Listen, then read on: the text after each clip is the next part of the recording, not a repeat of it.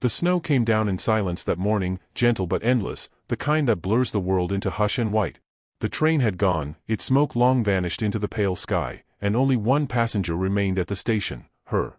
She sat on the bench like a suitcase no one wanted to claim, shoulders hunched, fingers pink from cold, her suitcase a frayed old thing beside her boots. She was 25, though the world had made her older. The kind of woman folks didn't look at twice, not out of cruelty, but the casual kind, the kind that forgets to make space for someone soft and wide-hipped and quiet. Her dress, once butter yellow, had turned gray with dust and frost. Her hands, curled in her lap, were raw at the knuckles. No one asked her name. She had been sent west with a letter and a promise. Her uncle's wife had muttered about fresh opportunities and getting her settled somewhere out there. What they really meant was away. She had been packed like a parcel and sent by train to this town called Ember Bend, where a man, a widower, a merchant, a cousin's acquaintance, was supposed to meet her. But he hadn't. She'd arrived yesterday. She'd waited through the daylight, then the dusk, then the stinging night, curled under the station awning with a borrowed blanket from a coughing porter. No one came. The next morning brought no sign either. Only the snow, and townsfolk who passed her by like she was part of the bench. A man did stop today. A tall one, with clean gloves and silver buttons. He looked at her once, then again with a frown. Walked closer, then checked a letter in his hand. "You're not what I expected," he said. She stood, smoothed her skirt. "I was sent to help, sir," the letter said. He cut her off with a thin smile. Yes. But my housekeeper said you were smaller." She blinked. "I need someone who can move quick. Not someone who'll creak every time she kneels. No offense, of course. None taken. Because none had been given. Just the cold truth of it, like ice against her cheek." He turned and walked away. His boots left neat, sharp imprints in the snow. She sat back down. The sky stayed gray and the wind picked up. Snowflakes swirled like they weren't sure where to fall. Around her, life went on. The general store opened, a cart rolled by with creaking wheels, children played near a fence, their laughter muffled by the snow. No one saw her. Not really. Just a bundle of fabric and too much body. A woman left behind. Then came the sound of boots. Heavy ones. Slow. She didn't look up at first, assuming it was another stranger passing through. But they stopped in front of her. "Get up," the man said. She raised her eyes. He was older, maybe mid-40s, wrapped in a long coat the color of bark. His beard was peppered with gray. His face was carved with the kind of lines that didn't come from smiles. He held no umbrella, no hat, snow clung to his shoulders. He wasn't tall, not like the man before. But he stood like the earth didn't move unless he let it. She opened her mouth, but nothing came out. "You're coming with me," he said again, and turned. That was all. She didn't move. She watched his back retreat into the snow, his footsteps slow but sure. He didn't check if she followed. And yet she stood. She picked up her bag, adjusted her shawl, and stepped off the platform. The snow bit through her shoes. Her breath caught in her throat as she walked, hesitating, trailing after the stranger who hadn't asked her name. They said nothing as they left the station behind. The road wound through the town, past homes with smoke curling from chimneys, windows flickering with lamplight and warmth she didn't feel. People stared from porches. She caught a whispered phrase, "Is that the one he picked?" and looked down at her boots. They walked for half an hour, maybe more. The air thick with falling snow, the sky bruised above them. She began to shiver. Her toes ached. Her breath came in puffs like ghost words, fading before they reached his coat. He stopped by a horse hitched to a sled. He helped her into the back without a word. The road from there was quieter, the trees denser, the snow deeper. Wind whispered through branches like secrets. She wrapped her arms around her middle and tried not to tremble. Finally, they reached a clearing. A cabin stood there, rough-hewn and low-roofed, with smoke rising from its chimney. There was no garden, no fence, just the house and a barn in the distance, roof sagging under the weight of snow. He opened the door. Inside, it was dim, warm, and plain. A fire crackled low in the hearth. A table sat under a window crusted with frost. A kettle steamed gently. A rocking chair faced the fire, empty. He took off his coat, hung it by the door. Then he turned and looked at her fully, as though now that they were inside, something unspoken had shifted. "I don't got much," he said. She nodded. Her voice had curled up somewhere inside her. "You hungry?" She nodded again. He moved to the stove. Poured 2 mugs of coffee, strong, dark. Set them on the table. Then ladled stew from a black pot, filling a wooden bowl and sliding it her way. She sat. The chair creaked beneath her, but he didn't flinch. Didn't smirk. Just drank his coffee and looked at the fire. She took a bite. The stew was thick with root vegetables and a whisper of meat. It tasted like hunger remembered. After a while, he spoke again. "You got a name?" She said it quietly. It sounded strange in her mouth, like something half forgotten. He nodded once. Said his own in return.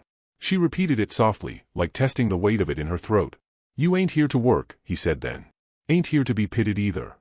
She looked up. "You were sitting in the snow. No one should be left like that." Silence filled the room again. Not awkward, just wide, like two people breathing on opposite sides of an invisible wall. He stood. Moved to the door of a smaller room. Opened it. "That was hers," he said. "You can sleep there." She rose, unsure how to ask the question, trembling at her lips. Who was she? But he answered it anyway. "My wife. Been gone near 2 winters." She paused in the doorway. The room was simple. A narrow bed, a wooden trunk, a small mirror that had long since cracked. It smelled like cedar and memory. "Thank you," she whispered. He just nodded again. Before she closed the door, she looked back. He was sitting again at the fire, the rocking chair groaning softly beneath him. His eyes not on her, but on the flame, as if it told a story only he could hear. She shut the door gently. Inside the room, she placed her bag on the trunk. Sat on the bed. Her fingers brushed the quilt. It had been hand-stitched, threadbare in places, but warm. Someone had once cared about the pattern, chosen every color. She removed her boots. Touched her hair. Looked in the mirror. She didn't look brave. Or beautiful. Or strong. But she looked like someone not left behind. The wind picked up outside. Snow tapped the windowpane like soft-knuckled knocks. She lay back against the pillow. It smelled faintly of lavender and old wood. She didn't cry. She didn't smile either. But for the first time in many months, she closed her eyes with no dread of morning. Morning came soft and gray, the kind of light that didn't rise but seeped, through the cracked windowpane, through the knots in the wood, through the hollows of a body not used to warmth. She opened her eyes slowly, unsure where she was for a moment. The ceiling above her was rough, patched with pine slats, and the air smelled of ash and bread. The silence wasn't heavy. Just deep. Like snow resting on roof beams. She sat up. Her dress had wrinkled in sleep, and her hair coiled around her face in soft defeat. For a moment, she listened, to nothing in particular. Then, from the other room, came the slow scrape of a chair and the groan of old floorboards. He was up. She rose quietly, washed her face from the bowl near the door, and stepped into the main room. The fire was down to embers. He was at the table, sipping from the same tin mug as the night before, his coat already on. A bag of feed rested near the door. "You sleep?" She nodded. He stood, not waiting for more. "Water pumps out back. You'll need to break the ice if it's stiff. Chickens are yours if you want 'em." "I'll try," she said. He left with no more than that, boots crunching into snow, wind slipping in for a second before the door closed again. She stood in the quiet. This was not a home made for company. No lace curtains. No painted dishes. The room was bare-boned, built for living, not impressing. Everything had a use. The wooden table, marked with nicks. The iron stove, black with age. Even the small mirror nailed beside the door, cracked down the center, reflected not beauty, but motion. Just enough to check if something was stuck in your teeth. She set about finding a pan, started the fire with trembling fingers, and boiled what little water she could. The cabinets were half full, beans, flour, some tins of peaches with rusted lids. She didn't touch anything that felt too personal. Just enough to do something. That was how the days went. He rose before the sun. Left with his coat and sled or stayed near to mend fences, split logs, or fix the barn roof, depending on the weather. He spoke in short pieces, like someone who'd long grown used to silence. He never asked why she came. Never asked what she used to be, who she left behind, or what weight she carried under her ribs. But he watched. He noticed when she went stepping down the porch stairs and hammered in a second railing the next day. He saw her hands blister from scrubbing and left a pair of worn gloves beside the washtub. Not a word. Just actions, smooth as river stones. In town, the story began to spread. People talked. They always did. Not loud. Just under their breath. The general store's girl mentioned her behind a jar of pickled eggs. "She's the one he found at the station. Fat as a heifer and twice as quiet." A group of schoolboys laughed as she passed, tossing snowballs and giggling when she flinched. "What did she eat to get that round?" one asked. She walked faster. Didn't run. At the cabin, she said nothing. But that night, while scrubbing the stovetop, her hands trembled so hard the cloth slipped. The old man noticed. "You don't have to earn staying," he said. She didn't look at him. He added, "This ain't charity either." "What is it then?" she asked quietly. He didn't answer right away. "Just this, you were cold. That's all I saw." She didn't believe him. Not fully. But she wanted to. The days stretched out, soft with routine. She cooked. Not perfectly, but well enough. Burned the beans once. Dropped a plate and flinched, her whole body tightening, bracing for a curse or a blow. But he only looked up and said, "That plate's been on its last leg for years. Likely glad to go." She stared at him then. Not because the words were kind, but because they were easy, like the fire that burned without needing praise. She didn't know what to do with these. In time, she began humming while she worked. Just a little. A tune her mother once sang while peeling apples. She wasn't even aware she was doing it until she caught him standing at the door one afternoon, quiet as dusk, listening. He didn't say a word. Just nodded once and left. There were moments when she started to soften. When she'd kneel by the hearth to place a log, and he'd pass behind her and adjust the lantern without comment. When she'd find a nail sticking from a loose board and he'd have already hammered it down by morning. Nothing grand. Just 100 tiny mercies. One night, a child knocked at the door. Lost, crying, cheeks red from cold. Said he was from the neighboring farm, chased his dog too far. The old man took the child in without a blink. Held his shoulder gently. Let her wrap the boy in quilts and ladle hot milk into a cup. The child stared at her like she was the sun. He said, "You feel like Mama's lap. Safe." She laughed. Then covered her mouth, embarrassed. But the old man looked over at her and said, "Told you. Ain't nothing wrong with Big." Later, once the child was picked up by his frantic father and the wind had died, she asked, softly, "Your wife, was she like me?" He stirred his coffee. Took a long sip. "No." Silence. Then? "She was small. Sickly. Sweet in a soft way. Never did like the cold. And you?" "I like quiet. I like steady. I like knowing if someone's gonna stick." She swallowed. "You think I will?" He met her eyes. "You already have." Outside, the trees whispered with a wind that didn't bite as much as it used to. The snow began to melt along the eaves. Chickens clucked outside, waiting for feed. Inside, something settled between them. Not love, not yet, but a space neither of them needed to fill with talk. Just being was enough. That night, she sat by the fire long after he'd gone to bed. The embers glowed low, red as heartbeats. She listened to the quiet, the real kind, not the silence of being ignored, but the hush of being allowed to exist without explanation. She hadn't been chosen in a grand way. No sweeping gesture. No vows. Just a man in a brown coat saying, "You're coming with me." But he'd meant it. And more importantly, he hadn't changed his mind. She turned to look toward the small room where she slept. The bed still smelled like lavender. Her shawl hung neatly from a hook. And for the first time, she realized something. This wasn't a place she'd landed. It was a place she could stay. Spring came in soft breaths. The snow didn't melt all at once. It pulled back shyly, like a tide unsure of its welcome. First the icicles shrank, then the white blanket slipped from tree limbs, then the creek behind the cabin began to murmur again, thin at first, then sure of itself. Mud clung to boots, to skirts, to the backs of hands. It smelled of thaw and wood smoke, and something deeper, possibility. She woke to birdsong one morning, faint but unmistakable, and sat up in bed with her heart too full for words. She hadn't heard birds in months.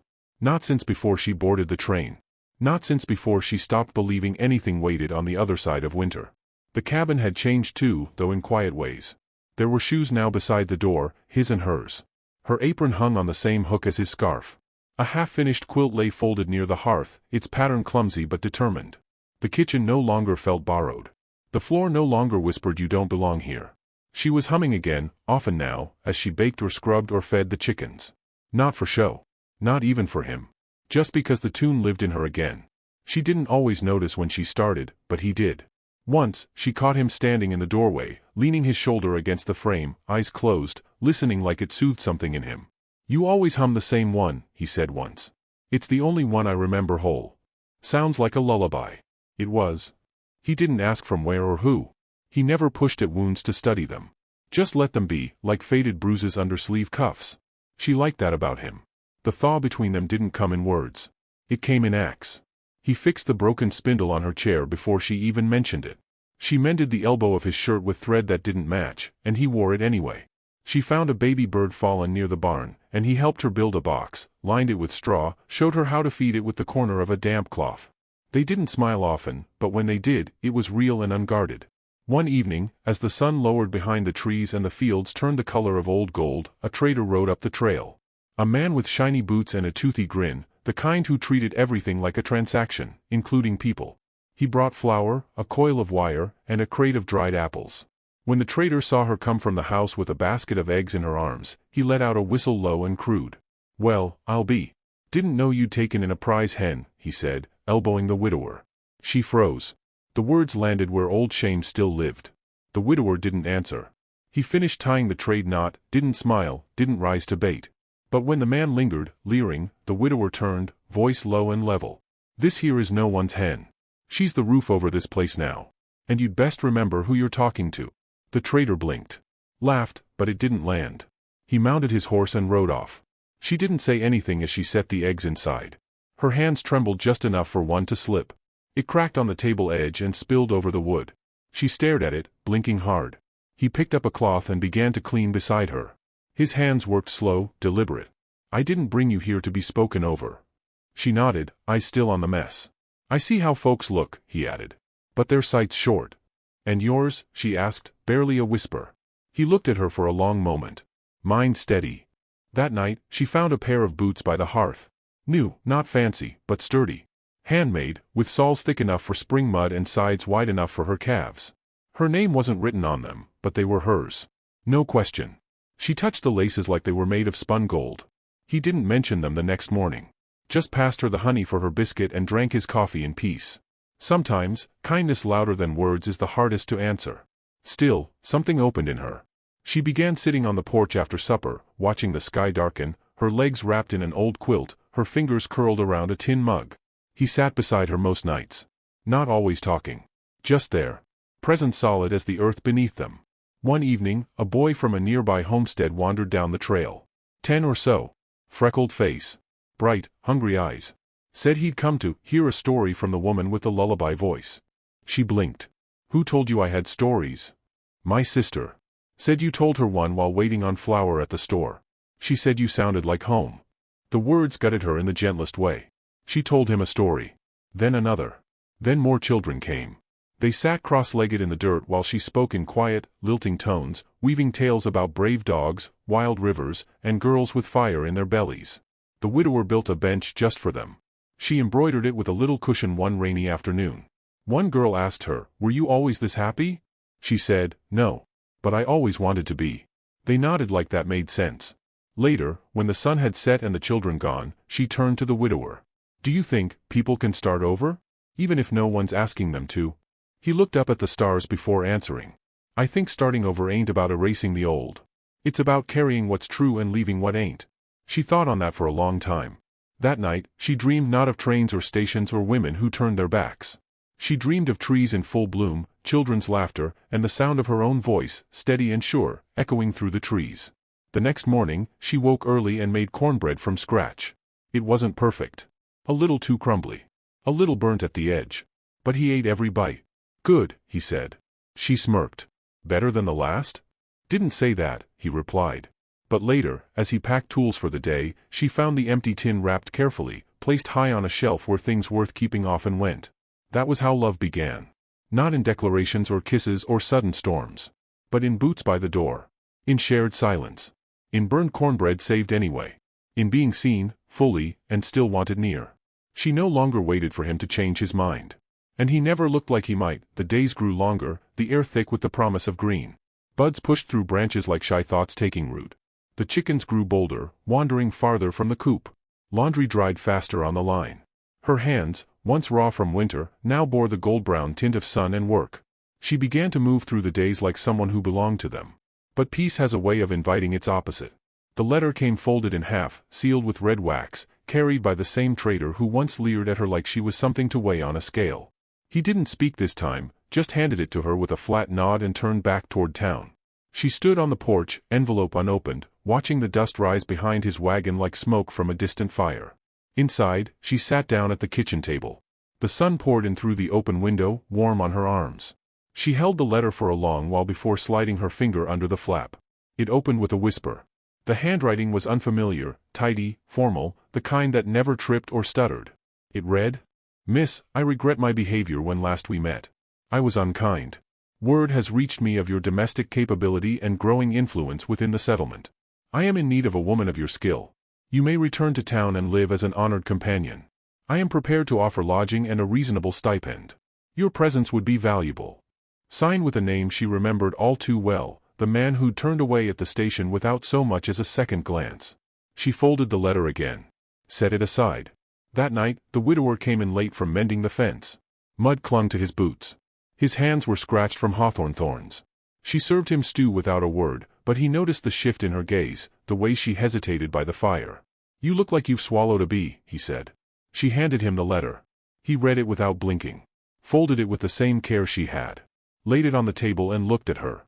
"Well?" She bit her lip. "It's a fine offer. More than I've had before." He nodded. "I don't owe you anything," she said. She wasn't angry, just clear. "You don't," he agreed. "You've never asked for anything." "No. I've grown used to the quiet," she said. "The slow. But I don't know what this is. Or if it's meant to last." He looked at her then with those steady eyes, the color of split oak. "I never asked you to name it. Only live like it was real."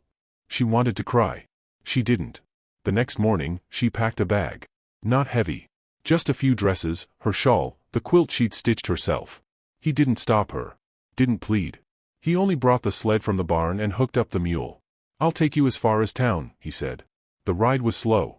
The world was soft with new life, grass just pushing up through the dirt, birds flitting branch to branch like notes on a wire. She didn't speak. Neither did he. Their silence was no longer the silence of strangers. It was the ache of a story pausing between pages. Halfway down the trail, clouds rolled in. Thick. Angry. The sky turned pewter. By the time they reached the bridge near Crooked Creek, the first rumble sounded. Low, like something waking. "I'll walk from here," she said. "You'll wait," he replied. Rain broke open above them. Not drizzle. Not warning. A storm that cracked like glass across the sky. Wind screamed through the pines. The mule spooked, but he held the reins firm. "Back to the cabin," he shouted.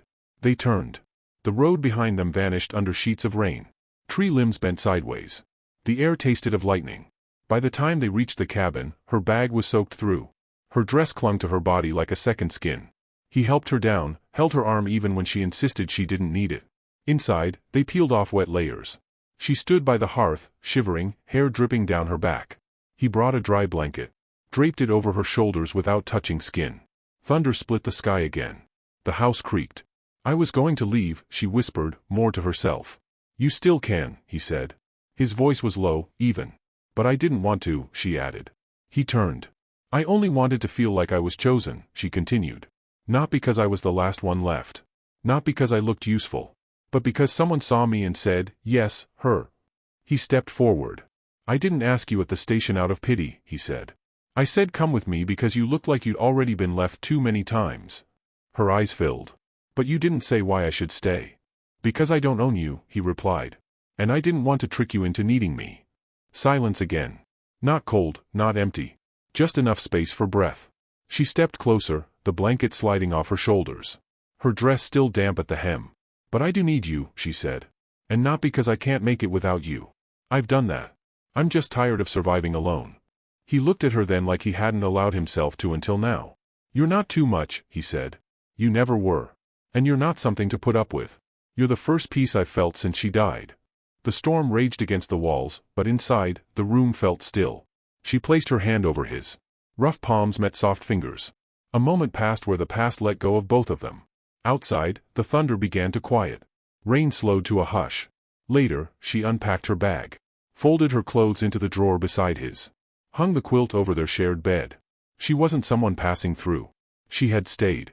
And not because she had nowhere else to go. Because she had somewhere she wanted to be. The earth bloomed wild that summer. Goldenrod climbed the fences, bees floated heavy with pollen, and laughter spilled from the town like fresh milk on a warm day. The world no longer felt gray and hushed. It felt awake, like it had exhaled after a long, frozen prayer. At the cabin, her apron was often dusted with flour, her cheeks sun-flushed from hanging linens. He carved new shelves in the pantry. Built her a stool with curved legs so her knees didn't ache when she peeled apples. They moved around each other with an ease that made words optional. And then came word from town, there would be a midsummer dance. It hadn't happened in 3 years, not since the war took more suns than seasons could soften.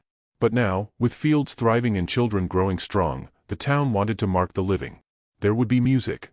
Pies. Ribbons hanging from the old cottonwood tree. She read the notice twice before folding it into her apron pocket. He found her out by the chicken coop that evening, tossing feed.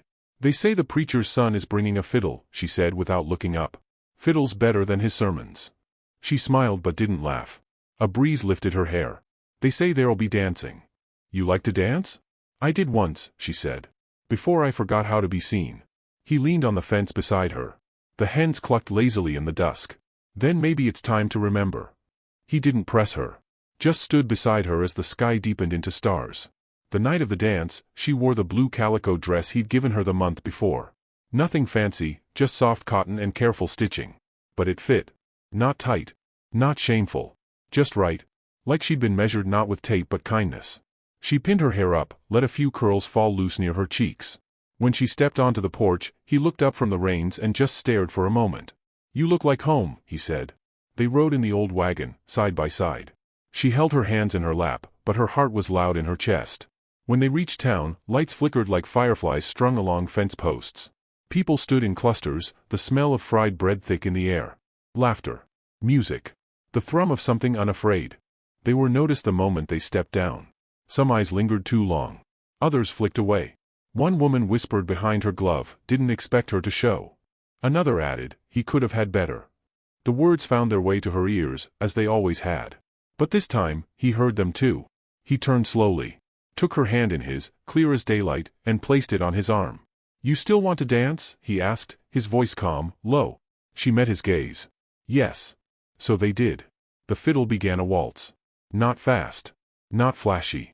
Just enough for two people to move slow and close. He guided her with gentle steps. His hand firm but soft at her back. People watched. Some with pity.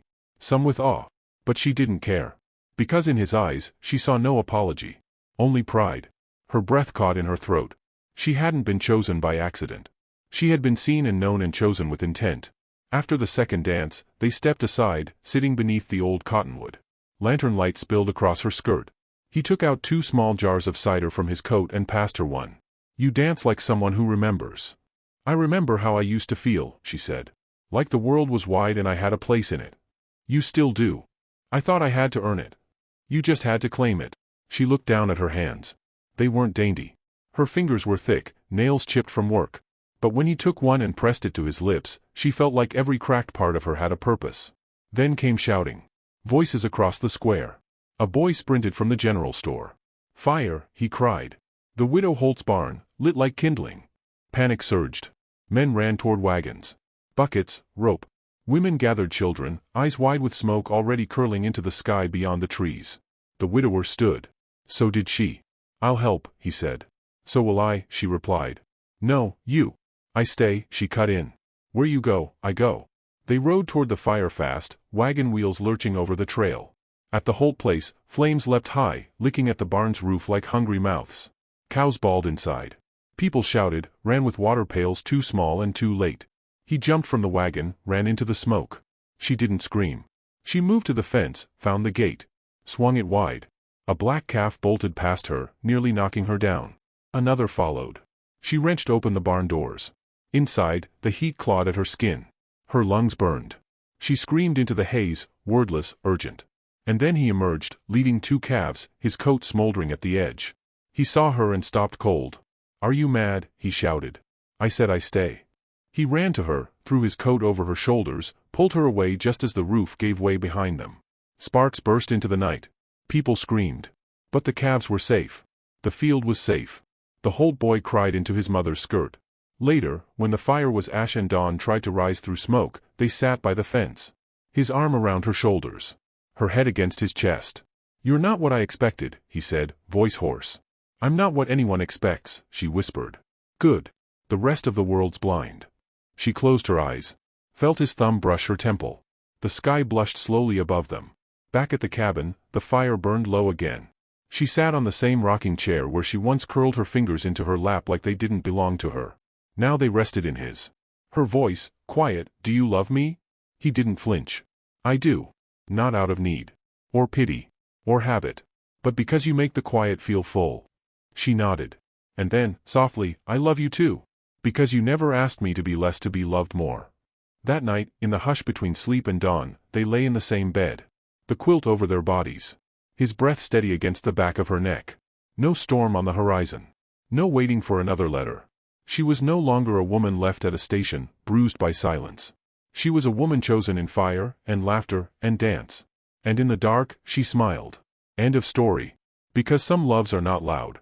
They're slow, steady, and true, the kind that build homes where others saw ruin. The kind that don't ask you to shrink, only to stay.